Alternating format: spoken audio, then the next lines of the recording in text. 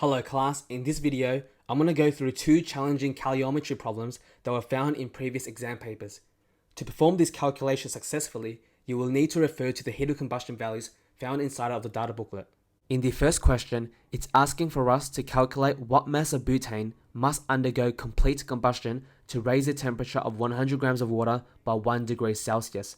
Because this is a calorimetry problem, we are assuming that the energy released from the combustion of butane is equal to the energy used to heat up water. Hence, our first thought process should be to calculate the amount of energy absorbed by water, which can be calculated using the formula Q is equal to the mass of water multiplied by the specific heat capacity of water multiplied by the change in temperature. The mass is 100 grams, C is equal to 4.18, and the change in temperature is +1.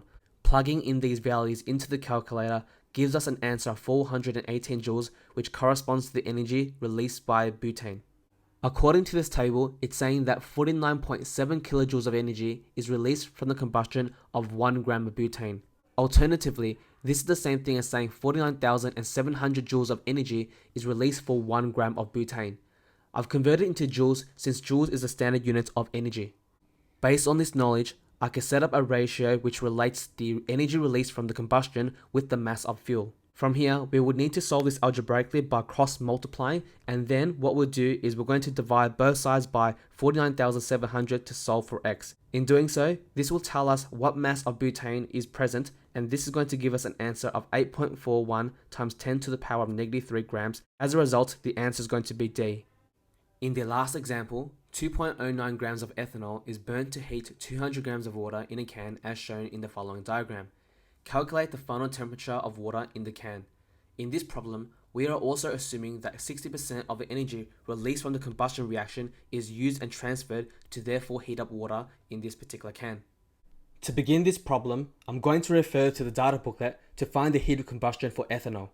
According to this table, it says that 29.6 kilojoules or 29,600 joules of energy is released if we combusted 1 gram of ethanol. We should use joules as a unit as it is the standard units for energy. If you recall from the last video, I've discussed that the values listed in the data booklet as the expected values at ideal scenarios where there's 100% energy transfer. This means that all of the energy released from the combustion is used to heat the water in a calorimetric setup. Because 2.09 grams of ethanol was burned in this reaction, multiplying the heat of combustion of ethanol with 2.09 will give us the theoretical amount of energy released if there's no heat lost to the surroundings. However, since this is a basic calorimetric setup, we know that some of the heat energy released from the combustion is lost to the surroundings. It was reported that 60% of the energy released was used to heat up water. Therefore, the heat absorbed by water will be 60% of 61,864 joules, which will give us this as the answer. This amount over here corresponds to the amount of energy used to heat up water, which is the Q value. Because we know how much energy is absorbed by water, we can finally calculate the final temperature of water using the following formula. Another way of writing Q is equal to M times C times delta T is shown like this. From here, all we need to do is plug in the values below into the equation and rearrange to solve for the final temperature. Therefore, the first thing that I'm going to do is I'm going to divide both sides of the equation by 204.18.